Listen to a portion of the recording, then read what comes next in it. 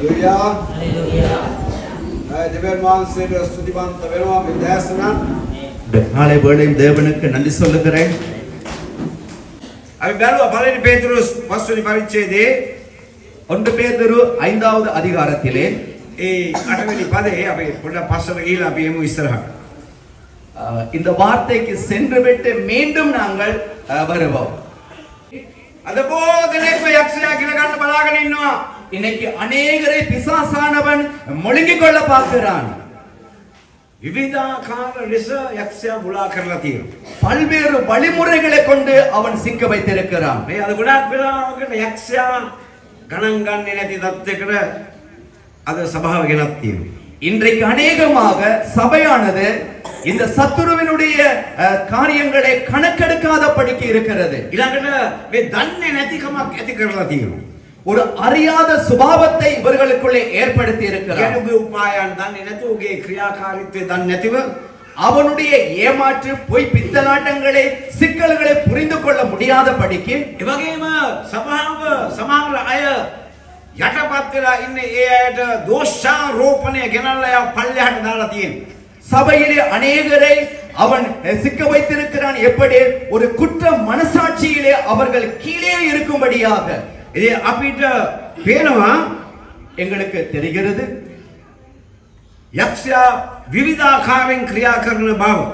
இந்த பிசாசானவன் பல்வேறு வழிமுறைகளை உபாயங்களை கைக்கொண்டு அவன் செயல்படுவது. තවත් කාරණාවක් තමයි බය තමාගේ ජීවිතයට ගෙනේ. இன்னும் ஒரு காரியம்தான் பயத்தை உங்களுடைய வாழ்க்கையிலே அவன் கொண்டு வருவது. ජීවිතේට බයයි. வாழ்வதற்கு பயம். ඇදහිල්ලෙන් අඩියක් ගන්න බයයි. விசுவாசத்திலே ஒரு அடி எடுக்க பயம். හරි. මුදල් වලට බයයි. பணத்திற்கு பயம். නේ මිනිස්සුන්ට බයයි. மனிதர்களுக்கு பயம். විවිධාකාර බය. பல்வேறு வழிகளிலே பயத்தை ஏற்படுத்துகிறான். දැන් මේ බය තමාගේ ජීවිතේට අසාර්ථකත්වයක් ගේනවා. இந்த பயமானது உங்களுடைய வாழ்க்கைக்கு தோல்வியை அசாத்தியத்தை கொண்டு வருகிறது. නමුත් අපිට ஆனாலும் எங்களுக்கு දෙවියන් වහන්සේගේ වචනේ කියන්නේ தேவனுடைய வார்த்தையிலே சொல்லப்படுகிறது. දෙවියන් වහන්සේ අපට බය ආත්මයක් දීලා නැහැ කියන්නේ. ஆமென். தேவன் எங்களுக்கு பயப்படுகிற ஆவியை கொடுக்கவில்லை என்று வேதம் சொல்லுகிறது. ආමෙන්. ஆமென். යක්ෂයාට බය වෙන්න අවශ්‍යතාවයක් නැහැ. பிசாசுக்கு நாங்க பயப்பட வேண்டிய அவசியம் இல்லை. ඉන්නවා කියන දැනගත්තාම ඇති. அவன் இருக்கிறான் என்று தெரிந்து கொண்டால் போதும். ඒ යේසුස් වහන්සේ අපට ජය අරගෙන දීලා තියෙනවා. ஆமென். இயேசு கிறிஸ்துவானவர் எங்களுக்கு ஜெயத்தை பெற்றுக் கொடுத்திருக்கிறார். එක කාරණාවක් තමයි இன்னொரு காரியம் தான் දැන් අපි දන්නවා දෙවියන්ගේ වචනේ කියලා තිබෙනවා தேவனுடைய வார்த்தையிலே எழுதி இருக்கிறது. අවසාන කාලයේදී கடைசி காலத்திலே විවිධාකාර ආත්ම ක්‍රියාත්මක කරන්න පටන් ගන්නවා. பல வகையான ஆவிகள் செயல்படும் என்று சொல்லப்படுகிறது. යක්ෂයා යක්ෂයා වගේ නෑ. பிசாசானவன் வந்து பிசாசானவன் மாதிரி வரமாட்டான். එන්නේ කොහමද? அவன் எப்படி வருகிறான்? ආලෝකයේ දූතයෙක් හැටියට. ආලෝකයේ දූතයෙක් කියන්නේ ඔව් තමා මේ හරි දේ කරන්න පුළුවන්. නමුත් දේව කැමැත්තට වෙන්න පුළුවන්. அறியானதை நீங்கள் நினைத்துக் கொண்டு செய்யலாம், இது சரி என்று, ஆனாலும் அது தேவனுடைய சித்தமாய் இருக்காது. ඉතින් අපි අද නේ අපිට පේනවා මේ අවසාන කාලයේදී පළවෙනි තිමෝති 4 පළවෙනි පදේ මොනවද කියන්නේ? 1 தீமோத்தேயு 4வது அதிகாரம் 1வது வாக்கியம் என்ன சொல்லப்படுகிறது? මොනවද කියන්නේ? එහෙත් පසු කාලවලදී පසු කාලවලදී ඒ කියන්නේ පසු කාලය කියන්නේ මේ වගේ කාලය. කියන්නේ සමහර මුලා කරන ආත්මයන් පොඩක් කියන්න. මොනවද කරන්න යන්නේ? මුලා කවුද මුලා වෙන්න යන්නේ? யார் ஏமாற்றப்பட போகிறது? කාවද මුලා කරන්න යන්නේ? அவன் யாரை வஞ்சிக்க போகிறான்? right කියවන්න. සමහර මුලා කරන ආත්මයන්ද යක්ෂයන්ගේ ගුරුකම්ද යක්ෂයන්ගේ ගුරුකම් பிசாசுகளின் உபதேசங்களினாலே ඔව් සලකා ඇදහිල්ලෙන් අහක්ව යනවා මොකද මේවා අහලා ඇදහිල්ලෙන් අයින් කරලා යනවා. இவைகளை கேட்டு விசுவாசத்தை விட்டு வழி விலகி போகிறார்கள். දැන් හොඳටම මට පේන ගොඩාක් අය මේ YouTube එකේ ඉන්ටර්නෙට් එකේ තියෙන දේවල් අහලා ඇදහිල්ලෙන් අහක්ව යනවා මට පේනවා.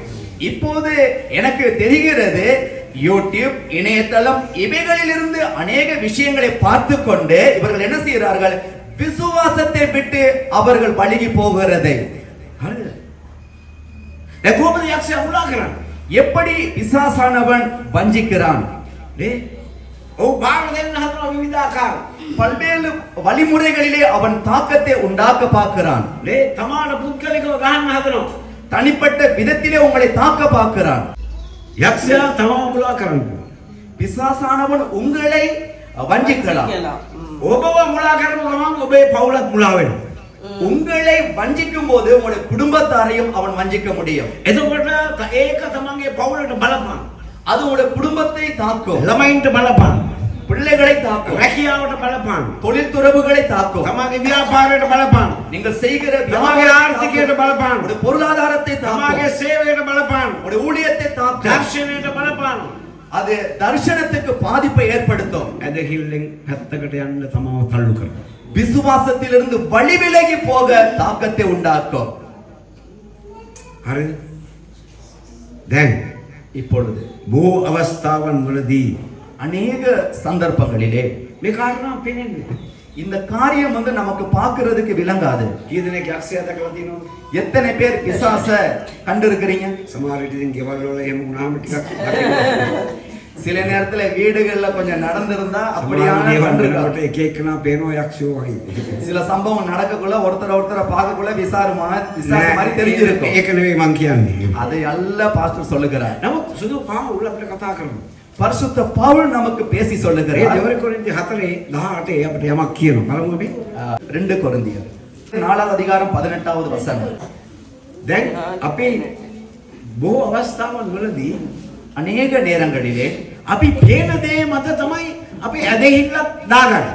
நாங்க பார்க்கிற காரியங்கள் மேலே தான் விசுவாசத்தை வச்சுக்கிறோம். අපිට පේන දේ තමයි අපි අප්සෙට් කරන්නේ. நாங்கள் கண்ணில் எதை பார்க்கிறோம் அதுதான் எங்களை வியாகுலப்படுத்துகிறது. ඇයි ඒක එහෙම තියෙන්නේ කියලා අපි දන්නේ නැහැ. அது ஏன் எப்படி இருக்கிறது என்று எங்களுக்கு தெரியாது. නමුත් නොපෙනෙන කාරණාවක් තිබෙනවා. காண முடியாத காரியம் இருக்கிறது. මොනවද කියන්නේ? என்ன சொல்லப்படுகிறது? මක්නිසාද පෙනෙන දේ කාලිකය, නොපෙනෙන දේ සදාකාලිකය. ඔව් ඊට පස්සේ හරි. එතකොට දැන් මෙතන අපිට මොනවද කියන්නේ? இந்த இடத்தில் என்ன சொல்லப்படுகிறது? අපි නොපෙනෙන දේ ගැන காணப்படாதவைகளை குறித்து හරිද? දෙවියන් වහන්සේගේ ආත්මය ගැන අපි සැලකිලිමත් වෙන්න ඕනේ. தேவனுடைய ஆவியானவரை குறித்து நாங்கள் கவனம் எடுக்க வேண்டும். ඒ කියන්නේ තමා ඇස් වලින් බලන දේ පමණක් නෙවෙයි. நீங்கள் உங்களுடைய கண்களிலே பார்க்கிறவைகள் மாத்திரம் அல்ல. අද කනගාටුදායක තත්ත්වය තමයි සභාව බලන්නේ ඇස් වලින් පෙනෙන දේ මත තමයි ඒගොල්ලෝගේ ඇදහිල්ලයි ක්‍රියාකාරීත්වයයි දීමයි සභාවට ඒමයි හැමදේම කරන්නේ පෙනෙන දේ මත. கவலைக்குரிய விடயம் என்னவென்றால் சபையானது இன்னைக்கு எப்படி இருக்கிறது என்றால் அவர்களுடைய கண்களிலே எப்படி பார்க்கிறார்களோ அதை வைத்துக் கொண்டே அவர்களுடைய கொடுப்பினையும் நடத்தையும் இருக்கிறது. දෙවියන් වහන්සේ බොහෝ දේවල් කරනවා අපිට නොපෙනෙන. ஆமென். தேவன் நாங்கள் காணப்படாத अनेक காரியங்களை அவர் செய்கிறார். අපිට අපේ හදවතින් යම් දේවල් පෙනෙන්න ඕනේ. எங்களுக்கு எங்களுடைய உள்ளத்திலே அந்த காரியங்களை காண வேண்டும். මන්දන්නේ මට විතරද මේක පේන්නේ කියලා මම හදවතින් දකිනවා මිනිස්සු කතා කරනකොට මට හදවතින් පේනවා ඒගොල්ලෝ කොහෙද ඉන්නේ කියලා. சில நேரத்திலே மனிதர்கள் பாஸ்டரிடத்திலே பேசும் பொழுது அவருக்கு விளங்குகிறது அவருடைய இருதயத்திலே அவர்கள் எங்கே இருக்கிறார்கள் என்று. මට ගොඩක් වෙලාවට මිනිස්සු අර උඩින් පෙන්වන්න හදනවා නම් හදවතේ මට තේරෙනවා මේක එහෙම නෙවෙයි කියලා. இப்போ வெளித்தோற்றத்துக்கு எல்லாமே நல்ல மாதிரி விளங்குது, ஆனா பாஸ்டருக்கு விளங்குது அங்க உள்ள இருக்கிறது சரியில்லை என்று. දෙවියන් වහන්සේ දැන් සාමාන්‍ය වශයෙන් අපිට අවශ්‍යතාවයන් වල අපි ජීවත් වෙනවා නේද? சில நேரத்திலே நாங்கள் சில தேவைகளோடு கூட நாங்கள் வாழலாம். හරිද? නමුත් ஆனாலும் හදවතේ இருதயத்திலே දැනීමක් තියෙනවා. ஒரு தெரிந்து கொள்ளுதல் இருக்கிறது. දෙවියන් වහන්සේගේ සම්පූර්ණ කරන ඉවරයි. தேவன் அதை நிறைவேற்றி விட்டார் என்று. දෙවියන් වහන්සේගේ සපයලා ඉවරයි. தேவன் அதை கொடுத்து விட்டார் என்று. දෙවියන් වහන්සේ සුව කරලා ඉවරයි. தேவன் சுகத்தை கொடுத்து விட்டார் என்று. දෙවියන් වහන්සේ මට දොරක් ඇරලා ඉවරයි. ஆமென். தேவன் எனக்கு ஒரு வாசல் கதவை திறந்து விட்டார் என்று. මේක දෙවියන් වහන්සේ මට පෙන්වන දේ. இது தேவன் எனக்கு வெளிப்படுத்துகிறது. නමුත් පිටස්තර දේ දැකලා வெளிப்படையான காரியத்தை கண்டு තමයි තීරණ වෙනස් කරන්නේ. உங்களுடைய தீர்மானத்தை மாற்றிக் கொள்றீங்க. හරි භයානක දෙයක්. இது மிகவும் ஆபத்தான ஒன்று. දැන් මට ළඟදී හොඳ වැඩක් වුණා. கிட்டடியிலே பாஸ்டருக்கு ஒரு நல்ல வேலை நடந்துச்சு. පිටරටක ඉඳලා කෙනෙක් කෝල් කරා. வெளிநாட்டுல இருந்து இப்போ ஒருத்தர் தொலைபேசியில கதைக்கிறாரு. ඉස්සලාම ආත්මික කතාවක් දැම්මා. முதல்ல ஆவிக்குரிய பேச்சை தான் பேசினாரு. නමුත් ඔහු කතා කරගෙන යනකොට அவன் பேசிக்கொண்டு போகும்போது මගේ ආත්මයට තේරෙනවා. මගේ හදවතට තේරෙනවා. பாஸ்டருடைய ஆத்துமாவுக்கும் அவருடைய இருதயத்துக்கும் தெரிகிறது. ஆவிக்கும் விளங்குகிறது. හදවතට තේරෙනවා. அவருடைய இருதயத்துக்கு விளங்குகிறது. හරිද? වැඩේ තියෙන්නේ මේක. අපි ගොඩක් දේවල් අපි හදවතින් දකින්නේ නැහැ. අපේ ඇස් වලින් දකින දේ විතරයි අපි මේව කරන්නේ. இப்ப நிறைய காரியங்களை வந்து இருதயத்துல நாங்க காண்பது இல்லை, கண்கள்ல தான் பார்க்கிறோம். හරිද? ඉතින් මට තේරෙනවා. මගේ හදවතට දැන් තේරෙනවා.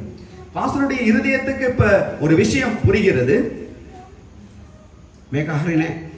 இந்த பேச்சு சரியில்லையே. මම ඒක කියන්නත් කැමති නෑ. அதை பாஸ்டர் சொல்லவும் விருப்பம் இல்லை. මොකද? ஏனென்றால் ඔව් විවිධාකාර දේ කියන්න පටන් ගත්තා. பல விஷயங்களை பத்தி அவன் சொல்ல ஆரம்பிச்சான். ඔව් කියන්නේ ලොකු මට ලොකු රෙකමෙන්ඩේෂන් එකක් දුන්නා. நிறைய வந்து ஒரு பாராட்டு அறிமுகத்தை கொடுக்கறான். සුද්ධාත්ම මනුෂ්‍ය. பரிசுத்த ஆவியானவருடைய வல்லமை நிரப்பப்பட்ட பரிசுத்த மனிதன் நீங்கன்னு. තාත්තේ. அப்பா. හරි. දෙවියන් වහන්සේ මට කියන ඔබතුමා මැරෙන්නේ. தேவன் எனக்கு பேசி சொல்றாரு, நீங்க இறந்து போக போறீங்கன்னு சொல்லி. ඔබේ සේවය ඉවරයි. உங்களுடைய ஊழியம் நிறைவுக்கு வந்துருச்சு. ඔබට ලෑස්ති වෙන්න කියලා. உங்களை ஆயத்தப்பட சொல்றாரு. මම මේ ඔක්කොම අහගෙන ඉඳලා இது எல்லாத்தையும் பாஸ்டர் கேட்டுக்கிட்டே இருந்து මම කිව්වා. பாஸ்டர் சொன்னாராம், දෙවියන් වහන්සේ මගිට තියෙන වැඩේ ඉවර වෙනකම් මම මැරෙන්නේ නැහැ. ஆமென். தேவன் என் வாழ்க்கையில வச்சிருக்கிற வேலையை முடிக்கும் வரைக்கும் நான் மறிக்க மாட்டேன் என்றார். என்னை கொலை செய்யவும் முடியாது என்று. ඇයි කොහමද ඒක දන්නේ? அது எப்படி அவருக்கு தெரியும்? තමා සතුට වුණා. பாஸ்டருக்கு சந்தோஷம் வந்துச்சு. මොකද ஏன் தெரியுமா? දැන් සුරේෂ් බයිබල් විද්‍යාලයට ගිය කෙනෙක් නෙවෙයි. நம்ம சுரேஷ் வந்து வேதாகம கல்லூரியில போயிட்டு படிக்காத ஒரு නමුත් ඔහුට තේරුණා சுரேஷுக்கு விளங்குனுச்சு, මේක දෙවියන් වහන්සේගෙන් නෙවෙයි. இது தேவனிடத்திலிருந்து வந்தது இல்ல. ඒ ඔක්කොමලා සුරේෂ් දන්නවා නේද? இப்ப நம்ம எல்லாருக்கும் சுரேஷே தெரியும். සුරේෂ්ලා කී දෙනෙක් කියලා මේ අපේ මේ කවුද මේ සෙල්විගේ සුරේෂ්? சகோதரர் செல்வியுடைய கணவனார். හරි. එයා මගේ කකුල දිගේ තෙල් ගානවා. මම විශ්ෙන්ද ඔය. இப்ப பாஸ்டருடைய காலுக்கு என்ன பூசி இருக்கவுல சுரேஷ் சொன்னாரா, பாஸ்டர் இது வந்து பொய் பாஸ்டர், இது பிசாசான வெண்ணுக்குள்ள இருந்து ඒක பேசுறாங்க. වෙන්න බැරි දෙයක්. இது நடக்க முடியாது பாஸ்டர் உங்களுக்கு. හරිද? දැන් කොහොමද ඒක යට තේරුනේ? சுரேஷுக்கு எப்படி இது விளங்குனுச்சு? ඒක තමයි කියන්නේ සත්‍යතාවයක් බොරුවක් අපේ ආත්මයට තේරෙන්නේ නැත්නම් අද ගොඩක් අයට මෙන්න මේක තමයි තියෙන ප්‍රශ්නේ. කෝකද සත්‍යතාවය කෝකද බොරුව කියලා තේරෙන්නේ නැහැ. இன்னைக்கு சத்தியமும் பொய்யும் இருதயத்துக்கு விளங்காவிட்டால் இன்னைக்கு இருக்கிற மிகப்பெரிய பிரச்சனைய கேள்வியே என்னவென்றால் சத்தியமும் விளங்கவில்லை, பொய் என்ன என்றும் விளங்க மாட்டேங்குது. දැන් අතනදී අපිට කියනවා බොරු අනාගත වාක්තුරුන් ඉන්නවා කියලා කියනවා. அங்கே சொல்லப்படுகிறது பொய்யான தீர்க்கதரிசிகள் வருவார்கள் என்று. හරිද? අද ගොඩාක් අය அநேகர் මේ බොරු අනාගත වාක්තුරුන් සමග එකඟ වෙලා තියෙනවා. இந்த பொய்யான தீர்க்கதரிசிகளோடு அவர்கள் ஒன்று சேர்ந்து இருக்கிறாங்க. හරිද? දැන් මම ඊට පස්සේ මොනවද කරේ? මම කෝල් කරා. அதுக்கு பிறகு பாஸ்டர் என்ன செஞ்சாரு, அவர் கால் எடுத்தார். මගේ තවත් අයාළු පාස්ටර් කෙනෙකුට. அவருடைய ஒரு நண்பர், அவர் ஒரு போதகர், அவருக்கு கால் எடுத்தார்.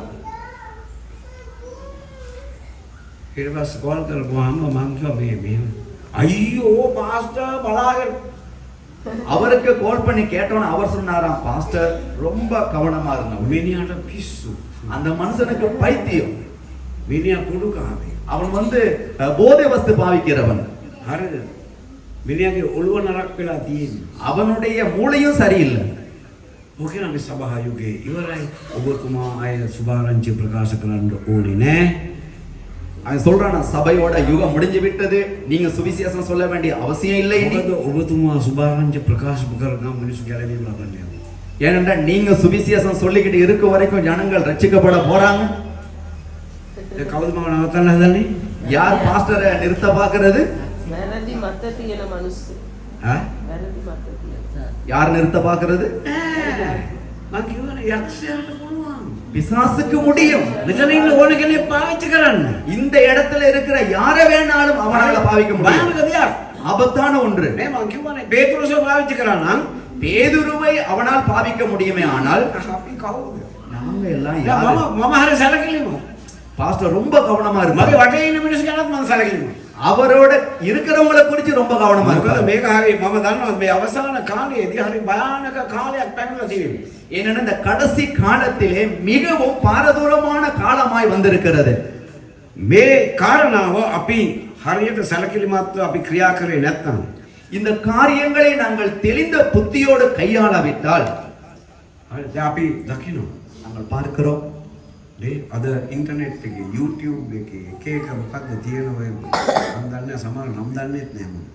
හරිද? ඒ වල මිනිස්සු දානවා එක එක දේවල් දානවා. මේ ස්වාමීන් වහන්සේගේ බෝධන සංග්‍රහය දෙන්න ඕනේ නෑ. නැත්තම් සමහර අය දානක හැමදාම ගන්න ඕනේ. නැත්තම් සමහර අය තව එක්කන අවුරුද්දට සැරයක් ගත්තාම එක එක අදහස් මිනිස්සු. இப்போ இந்த காலகட்டத்திலே இணையதளத்திலும் யூடியூபிலும் திருவிருந்தை பற்றி ஒரு முறை எடுத்தா போதும், வருஷத்துக்கு ஒரு முறை எடுத்தா போதும், ஒரு சிலர் சொல்றாங்க எந்த நாளும் எடுக்கணும் இப்படின்னு சொல்லி பல்வேறு கருத்துக்களை அவங்க பதிவிட்டு வராங்க. දැන් මේ අලුත්ම ඉගැන්වීම තමයි සභාවට දසයෙන් කොටස දෙන්නවා. புதிதாக பரவி வருகிற ஒரு படிப்பன் என்ன தெரியுமா? சபைக்கு தசமபாகம் கொடுக்க தேவையில்லை. ඒවා අහපු අය இந்த இடத்துல கூட அதுகளை கேட்டவங்க அமர்ந்து கொண்டு இருக்கிறாங்க. හරිද? මට බලපාන්නේ. அது பாஸ்டருக்கு தாக்கத்தை ஏற்படுத்தாது. ඔගොල්ලෝගේ ජීවිතේට තමයි බලපාන්නේ. அது உங்களுடைய வாழ்க்கைக்கு தான் தாக்கத்தை ஏற்படுத்தும். මොකද ஏனென்றால் අද இன்று මේ කාරණා இந்த காரணமானது ඒක ඒ සම්බන්ධ එක දෙයක් කරලා அதை குறித்து பாஸ்டர் ஒரே ஒரு காரியத்தை சொல்ல போகிறார். මේ බයිබලේ දන්නේ නැති අය තමයි ඔය කතාව කියන්නේ. வேதத்தை சரிவர தெரியாதவர்கள் தான் இந்த பேச்சை பேசுறாங்க. ඔබ දන්නවද? ஏன் தெரியுமா? ව්‍යවස්ථාවට ඉස්සෙල්ලා තමයි දසයෙන් කොටස තිබුණේ. ආමේන්. அங்கே நியாயப்பிரமாணத்துக்கு முன்பே இந்த தசம பாகம் கொடுப்பது குறித்து இருந்தது. ආමේන්. දසපණති කියලා තියෙනවා දසයෙන් කොටස දෙන්න කියලා. නෑ. 10 கட்டளைகளிலே சொல்லப்பட்டு இருக்கிறதா தசம பாகம் கொடு என்று? இல்லை. නෑ ඒක හදවතේ ක්‍රියාවක්. அது இருதயத்தின் செயல்பாடு. මම දුන්නොත් මට ලැබෙනවා. நான் கொடுத்தால் அது எனக்கு கிடைக்கும். මම දෙන්නේ දෙවියන් වහන්සේට මම ආදරේ හින්දා நான் கொடுக்கிறேன் தேவனை நான் அன்பு செய்கிறபடியால். මම දෙන්නේ දේව රාජ්‍ය ඉදිරියට යන්න ඕන හින්දා நான் கொடுக்கிறேன் தேவனுடைய ராஜ்யம் முன்னோக்கி போக வேண்டும் என்று. මම දෙන්නේ දේව රාජ්‍යයේ සුභාරංචිය ඉදිරියට යන්න ඕන හින්දා நான் கொடுக்கிறேன் தேவனுடைய ராஜ்யத்தின் சுவிசேஷம் முன்னோக்கி போக வேண்டும் என்று. දෙන්නේ නැති අය ක්‍රියා කරන්නේ ඒකට විරුද්ධව. கொடுக்காதவர்கள் செயல்படுறாங்க இந்த காரியத்துக்கு எதிராக. ඒක හොඳ මූලධර්මයක් කියලා හිතනවද ඔබ? இது நல்ல ஒரு கோட்பாடு என்று நீங்க நினைக்கிறீங்களா? දැන් කී දෙනෙක් අහලා තියෙනවද මේ ඉන්ටර්නෙට් එකේ දෙන්න එපා කියලා? எத்தனை பேர் நீங்க கேட்டு இருக்கிறீங்க இணையதளத்துல கொடுக்க கூடாது என்று? කවුරුත් අත උස්සන්නේ ඇයි? யாருமே கை தூக்க மாட்டேங்கிறோம். ஏன்? අහුවෙයි කියලා. நாங்க மாட்டிக்குவோம் அப்படின்னு. නෑ නෑ මම දන්නවා. பாஸ்டருக்கு தெரியும். මට කියන්න ඕනේ නෑ. அவருக்கு சொல்ல வேண்டிய அவசியம் இல்லை. සමහර දේවල් මගේ ආත්මයෙන් මම දන්නවා. சில காரியங்கள் அவருடைய ஆவிக்கு நன்றாக விளங்குகிறது. ඕගොල්ලෝ කියන්න ඕනෙත් නෑ. ඕගොල්ලෝ මට දැනුම් දෙන්න ඕනෙත් නෑ. நாங்க அவர்கிட்ட சொல்லவும் தேவையில்ல, அதை குறித்து விளக்கம் அளிக்கவும் தேவையில்லை. ඒ පරණ කිවිසුනේ பழைய ஏற்பாட்டிலே තියෙනවා දේව මාලිගාවට හිස් අතින් එන්න එපා කියලා. தேவனுடைய ஆலயத்துக்கு மாளிகைக்கு வரும்பொழுது வெறுங்கையோடு வர வேண்டாம் என்று சொல்லப்பட்டிருக்கிறது. දෙවියන් වහන්සේට යාගයක් ගේන්න කියලා තියෙනවා. தேவனுக்கு ஒரு பலியை கொண்டு வர சொல்லித்தான் சொல்லப்படுகிறது. හරිද? ඒ කාල කියනවා ටෙම්පල් ටැක්ස්. அங்கே சொல்லப்படுகிறது அந்த ஆலயத்தின் கட்டுப்பாடுகள். Tax tax. what's the tax? ஆலயத்தின் வரி. வரிக்காக. වරි අපඩි. දැන් இப்பொழுது ඒ මාලිගාවට වරි පනමක් ගෙවන්න තිබුණා නම් தேவனுடைய ஆலயத்துக்கே வரி கட்ட இருக்குமே ஆனால் අය පැත්තකට දාන්න. அதை ஒரு பக்கமா வச்சிருவோம். ඇයි මේ රට බංකොලොත් උනේ? ஏன் நாங்க இருக்கிற இந்த நாடு கஷ்டத்துல விழுந்துச்சு? ඇයි? ஏன்? හරියට ටැක්ස් ගෙවන්නේ මනුෂ්‍යයන්. කම්පැනිස්. තමාගේ වරි පනම් ගෙවන්න නැති හින්දා. உங்களுடைய வரி டெக்ஸை நீங்கள் கட்டாதபடியினாலே. තමා හොරකම් කරපු හින්දා. நீங்கள் அதை களவெடுத்தபடியினாலே. හරි. අපි කිතුණානේ හැටියට මම කෙනෙක් කියව මගේ ටැක්සි මං කියවන ටැක්සි ගාවල කැමති. ஒருத்தர் வந்து பாஸ்டர்ட்ட கேட்டாராம் டெக்ஸ் நீங்க கட்டணுமா? ஆமா நான் கட்டணும், நான் கட்டுறேன். අද ගොඩාක් අය ටැක්සි ගාවල කැමති නෑ. මං කැමති. ரொம்ப பேர் வரி கட்ட விருப்பமே இல்ல, கட்டுறதும் இல்ல. නෑ අද කිතුණුවන් කැමති වෙන්න ඕනේ. இன்னைக்கு கிறிஸ்தவர்கள் முன்வர வேண்டும். ඇයි? මේ රට இந்த நாடு දුවන්න නම් இது வளர்ச்சிக்கு வர வேண்டும் என்றால் එහෙනම් අපි ටැක්සි එක ගෙවන්න. நாங்கள் கட்ட வேண்டிய வரியை அரசாங்கத்துக்கு கட்டவே வேண்டும். කී දෙනෙක් කැමතිද මේ සභාව ඊළඟ මට්ටමට යනවට? எத்தனை பேருக்கு விருப்பம் இந்த சபை இன்னும் ஒரு உயர்ந்த மட்டத்துக்கு கொண்டு போவதற்கு? අත උස්සලා විතරක් මදි. எங்களுடைய கைகளை தூக்கி மாத்திரம் போதாது. පර්ස් එකත් හිස් වෙන්න. எங்களுடைய காசு பணம் வைக்கிற பேசும் வெறுமையாகணும். හරිද? මේක ඉදිරියට යන්න නම් இந்த சபை முன்னோக்கி போக வேண்டும் என்றால் ஏன்? සභාව කියන්නේ කවුද?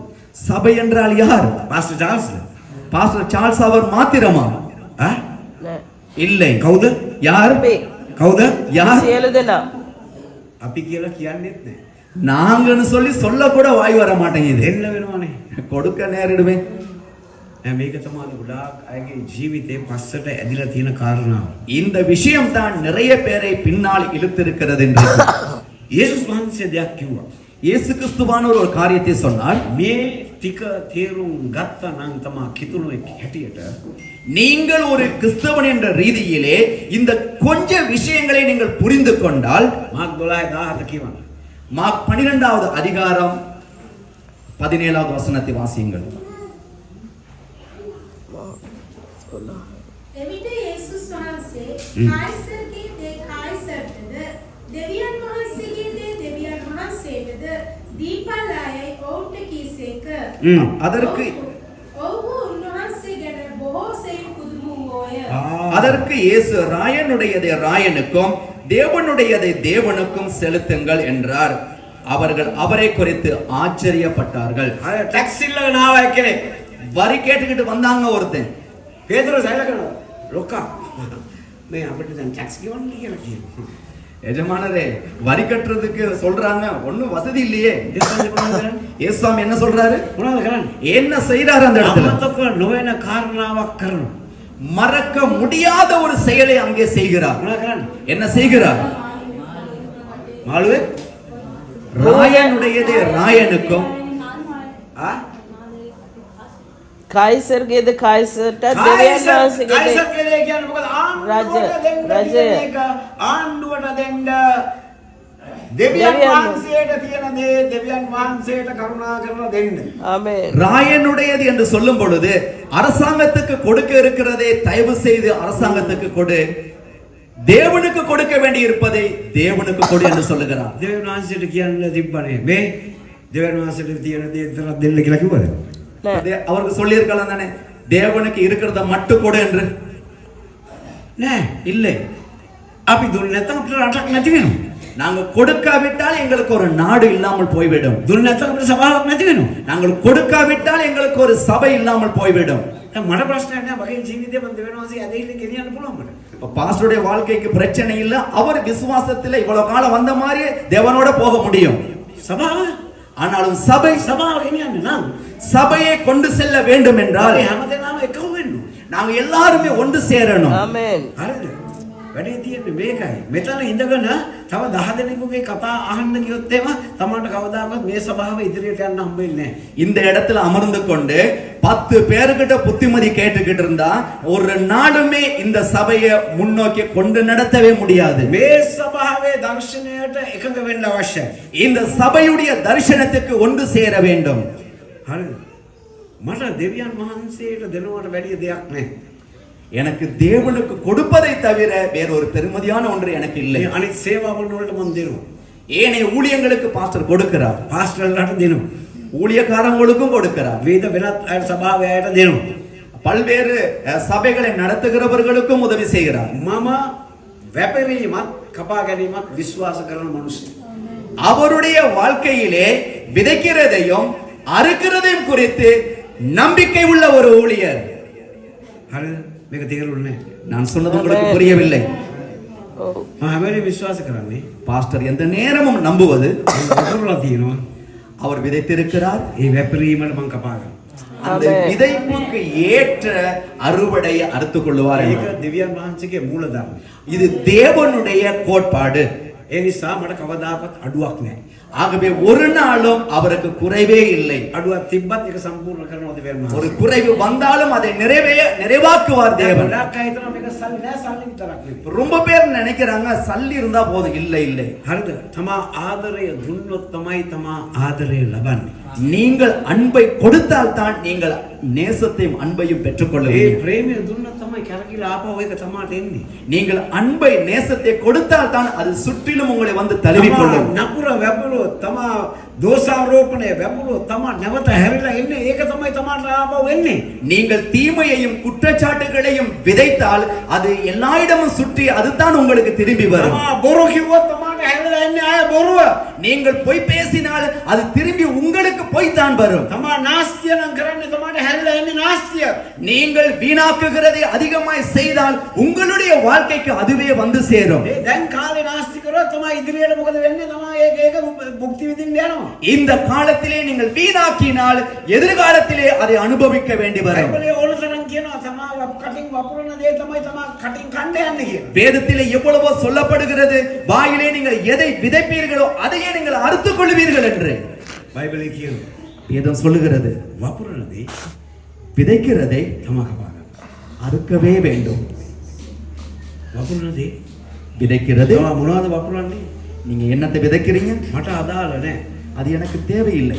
මට අදාළ වෙන්නේ මම වපුරන්නේ මොනවද කියලා මම තීරණය කරනවා. நான் என்னத்தை விதைக்கிறேன் என்பதை குறித்து நான் கவனம் எடுக்க வேண்டும். මම යහපත වපුරනවද? නපුර වපුරනවද? මොනවද වපුරන්නේ?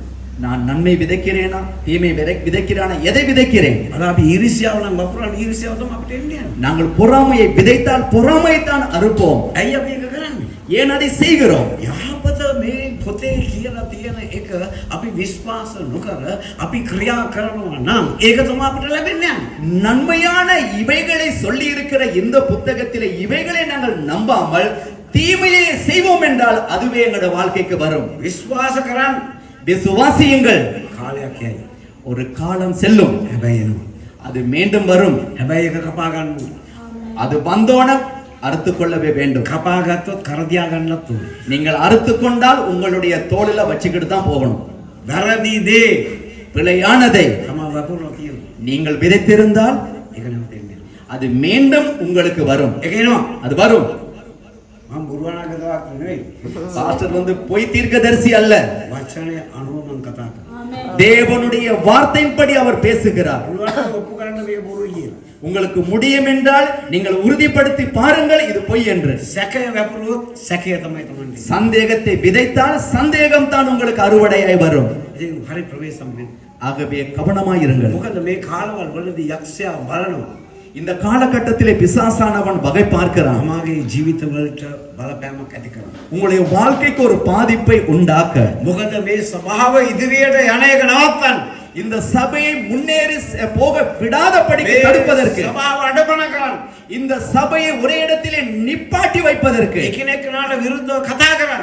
ஒருவருக்கு ஒருவர் இடையிலே குழப்பத்தை ஏற்படுத்துவதற்கு, එකිනෙකනට විරුද්ධව මේ ප්‍රකාශ කිරීම කරන්න. ஒருவருக்கு ஒருவர் விரோதமாய் அறிக்கை செய்து பேசுவதற்கு, මේ වැරදි ආකල්ප ඇති වෙන්නේ. பிழையான கண்ணோட்டத்தை நினைவை கொண்டு வருகிறான். මම දන්නවා මගේ ආකල්පය මම හදාගන්න තියෙන්නේ. මට මොනවා කිව්වත් මම මගේ ජීවිතේ දේව කරුණාවෙන් මගේ ආකල්පය මම හදාගන්න. பாஸ்டர் அவருடைய கண்ணோட்டத்தை அவர் சரி செய்து கொண்டு இருக்கிறபடியினாலே அவருக்கு யார் என்ன சொன்னால் என்ன செஞ்சாலும் தேவனுடைய கிருபையினால அவர் நிச்சயமா வெற்றி பெறுவார். අද ගොඩක් අය මුලා වෙලා ඉන්නේ. இன்னைக்கு ரொம்ப பேர் வஞ்சிக்கப்பட்டு இருக்கிறாங்க. ඒ අයගේ දේ ගැන විතරක් කල්පනා කරනවා. அவங்க ඒ අය ඉදිරියට அவர்களுடைய தேவையை மட்டும் பார்க்கறாங்க. அவங்க எப்படா முன்னுக்கு போகணும் அப்படின்னு. අද යක්ෂයා මුලා කරනවා. பிசாசானவே ஏமாத்துறான். නේ උඩගොකම அங்கே பெருமையை கொண்டு வருகிறான். තමන්ට ඇති වෙලා තියෙනවා. அது தனக்குள்ளே வந்திருக்கிறது. මේක නවත්තනකම් இதை நிறுத்த வேண்டும். උන්වහන්සේ කියනවා. அவர் சொல்லுகிறார், නේ මාගේ වියගා රැගෙන යටහත් என்னுடைய நுகத்தை எடுத்துக்கொள் போட்டுக்கொள் என்று. යටහත් වෙන්න ඕනේ. தாழ்மையா இரு என்று சொல்லுகிறார். යටහත් වෙලා ඔක දාගන්න.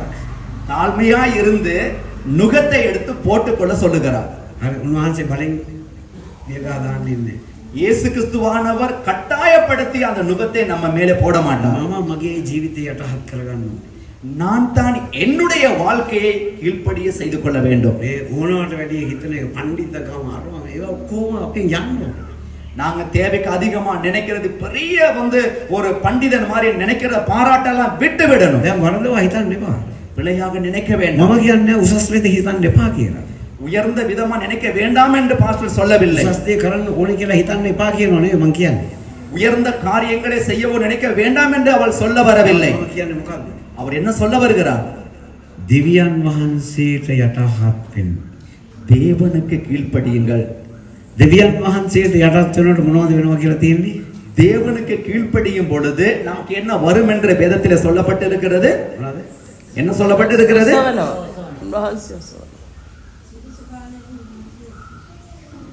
දැන් මම මොනවා ගැනද කතා කරන්නේ? பாஸ்டர் எதை குறித்து பேசிக் கொண்டிருக்கிறார்? என்னத்தை குறித்து பேசிக் கொண்டிருக்கிறார்? දෙවියන් වහන්සේගේ මහත් හස්තයට යටත් වුණාම යක්ෂයාට මොකද වෙන්නේ? தேவனுடைய பலத்த கையிலே நாங்கள் அடங்கி இருக்கும் பொழுது நமக்கு என்ன வருகிறது? උසස් වීම කියන්නේ. இன்னமும் நினைக்கிறோம் பெரிய காரியத்தை குறித்து தான். උසස් වීම ගැන කියනවා හරිද? இன்னமும் உயர்வை குறித்து தான் பேசுறோம். නෑ යක්ෂයා පලා යන්න යනවා. பிசாசானவன் விட்டு ஓடி போகிறான். ඇයි පලා යන්නේ නැත්තේ? ஏன் அவன் போக மாட்டேங்கிறான்? අපි දෙවියන් වහන්සේට යටත් වෙන්න ලෑස්ති නෑ. நாங்கள் தேவனுக்கு கீழ்ப்படிவதில்லை. මගේ දීමක්කමට මං ආදරේ දෙවියන් වහන්සේට වෙන්න. இப்ப என்னுடைய குடிப்பழக்கத்தை நான் நேசிக்கிறேன், தேவன் அன்பு செய்றதை விட. அப்படிதான். එතකොට මගේ සිගරට් එකට මම ආදරේ දෙවියන් වහන්සේට වැඩිය. நான் குடிக்கிற சிகரெட்டை நான் நேசிக்கிறேன் தேவனை விட. මගේ බුලත් පිටට මං ආදරේ දෙවියන් වහන්සේට වැඩිය. நான் சாப்பிடுற வெத்தலைக்கு நான் அன்பு செய்றேன் தேவனை விட. නැත්නම් තව මොකක් හරි එකකට ආදරේ දෙවියන් වහන්සේට වැඩිය. வேறு ஏதாவது ஒரு காரியத்தை நேசிக்கிறேன் தேவனை விட. හැබැයි ஆனாலும் දෙවියන් වහන්සේ බලාපොරොත්තු වෙන්නේ මොකක්ද? தேவன் எதை எதிர்பார்க்கிறார்? තම ආදරය කරනකොට. நீங்கள் நேசிப்பதை. අපි අවසන් කරමු. රෝම 12 ரோமர் 12வது அதிகாரத்திலே පළවෙනි පදේ මොනවද කියන්නේ? முதலாவது வசனம் என்ன சொல்லுகிறது? එබැවින් සහෝදරයනි නුඹලාගේ ශරීරය ජීවමාන වූ ශුද්ධ වූ දෙවියන් වහන්සේ විසින් පිළිගත හැකි වූ යාගයක් කොට ඔප්පු කරන හැටියට දෙවියන් වහන්සේගේ දයාවන් නිසා නුඹලාගෙන් ඉල්ලමි. அப்படி இருக்க சகோதரரே, நீங்கள் உங்கள் சரீரங்களை பரிசுத்தமும் தேவனுக்கு பிரியமுமான ஜீவ பலியாக ஒப்பு கொடுக்க வேண்டும் என்று தேவனுடைய இரக்கங்களை முன்னிட்டு உங்களை வேண்டிக்கிறேன். මොනවද ඉල්ලන්නේ දෙවියන් වහන්සේ? தேவன் எதை கேட்கிறார்? මොනවද ඉල්ලන්නේ? எதை கேட்கிறார்? යාගයක් හැටියට මොනවද ඉල්ලන්නේ? ஒரு பலியாக எதை கேட்கிறார்? මේ මරිච්ච යාගයක් නෙවෙයි ඉල්ලන්නේ. ஒரு செத்து போன பலியை அல்ல அவர் கேட்கிறார். දැන් ඔතන තමයි ප්‍රශ්නේ තියෙන්නේ. இங்கே தான் கேள்வி இருக்கிறது. අපි පූජාසනයට නගිනවා. நாங்கள் அந்த பலிபீடத்துக்கு ஏறுகிறோம். ස්වාමීනි මම වහන්සේට කැප වෙනවා කියලා නගිනවා. கர்த்தாவே இன்று என்னை நான் ஒப்பு கொடுக்கிறேன் என்று ஏறுகிறோம். ரைட் දැන් හරි මේ බීමත්කම අයින් කරපන්. இப்ப சரி, இப்போ உன் குடிப்பழக்கத்தை கைவிட்டுரு. මේ සිගරට් එක අයින් කරපන්. உன் கையில வச்சிருக்கிற சிகரெட்டை கைவிட்டுரு. මේකට බහලා යනවා. ரொம்ப லேசா இறங்கி போயிடுறோம். තාම මොකක් හරි අයින් කරපන් බෑලා යනවා. இன்னும் எதையாவது இதை நீ கைவிடுன்னு சொன்னோன்னா திரும்பி பார்க்காம போயிடுறோம். ஏன்? මේක අලුත් වෙලා නැහැ. இங்கே புதிதாக்கப்படாமல் இருக்கிறோம். ඊළඟට කියන්නේ මොකක්ද? இதுவே நீங்கள் செய்யத்தக்க புத்தி உள்ள ஆராதனை என்று சொல்லப்படுகிறது. මේක තමා කරන්න ඕන දේ. இதை நீங்கள் செய்ய வேண்டிய ஒன்று. මේ දෙවියන් වහන්සේ මේ වැඩියෙන් දෙයක් ඉල්ලන්නේ. தேவன் இதை விட ஒரு பெரிய காரியத்தை கேட்கவில்லை. சாமானிய දෙයක් ඉල්ලන්නේ. சாதாரணமான ஒன்றை கேட்கிறார். ඊළඟට මොනවද කියන්නේ? அடுத்து என்ன சொல்லப்படுகிறது? නුඹලා මේ ලෝකයේ ආකාරයට සමාන නොවි. ඔව් දැන් ඒක තමයි ඊළඟ ප්‍රශ්නේ. இதுதான் இன்னைக்கு இருக்கிற அடுத்த பிரச்சனை. කොච්චර කිව්වා எவ்வளவு சொன்னாலும் මේ ලෝකේ ආකාරයට තමයි ජීවත් වෙන්න හදන්නේ. இந்த உலகத்தின் பழக்கத்துல மாதிரியே தான் வாழ பார்க்கிறோம். නැති මහත් තත්ත්වකමක් දාගන්න. இல்லாத ஒரு பெரிய மேட்டிமைய போட்டுக்கிறோம். නැති ලොකුකමක් දාගන්න. இல்லாத ஒரு பெரிய பட்டத்தை சூட்டிக்கிறோம். නේ තමාට ඇති දෙයක් නැහැ. இருக்கிறது ஒண்ணுமே கிடையாது. ගණන් ගත්තෙත් නැහැ මිලිස්ස. இதற்கு முன்பு யாராலையுமே கணக்கெடுக்கவும் இல்லை. තමාට තියෙන තැන තියෙන දෙවියන් වහන්සේ. ஆமென். உங்களுக்கு இருக்கிற இடம் இருக்கிறது தேவனாலே. හැබැයි ඒ තැන දුන්න දෙවියන් වහන්සේවත් අමතක කරලා තියෙනවා. ஆனாலும் அந்த இடத்தை கொடுத்த தேவனையும் நீங்க மறந்து இருக்கிறீங்க. තමා ලොකු කරගන්න. உங்களை பெரிதாக்கி கொண்டு ඒගොල්ලෝ කවුද මට කියන්න. அவங்க யாரு எனக்கு சொல்ல. ඒගොල්ලෝ කොහොමද මෙහෙම කරන්නේ? அவங்க எப்படி இப்படி செய்ய இயலும்? ඇයි? ඒ ලෝකේ ආකාරයට සමාන වෙලා තියෙන්නේ. இந்த உலகத்துக்கு ஒத்த வேஷம் போடுகிறபடியால் නේ වැඩි වැඩිය බලන්න ඕනේ නෑ නේ. அதிகமாய் பார்க்க வேண்டிய அவசியம் இல்லை. නේ ලෝකේ කොණ්ඩේ මේවා කරලා අලුත් මොස්තර දැම්මොත් පල්ලිය තියෙනවා. இப்ப தலைமுடியில ஒரு நல்ல அலங்காரம் செஞ்சு ஒரு கொண்டைய போட்டு எதையாவது குத்திக்கிட்டா அதையே போட்டுக்கிட்டு சபைக்கு வரும். මේ කන විතර කරාබුව දැම්මොත් ඒකත් පල්ලිය තියෙනවාද? இப்ப காது குத்தி ஒரு தோடை போட்டா அதே மாதிரி காதை குத்திக்கிட்டு போட்டுக்கிட்டு வரோம் சபைக்கு. කාද විතරක් නෙවෙයි ලහය මේවා කරලා ඒකත් දානවා. காதை மட்டும் இல்ல மூக்கை குத்திக்கிட்டு மூக்குத்தையும் சூட்டிக்கிட்டு வரோம். හරිද? ඇයි?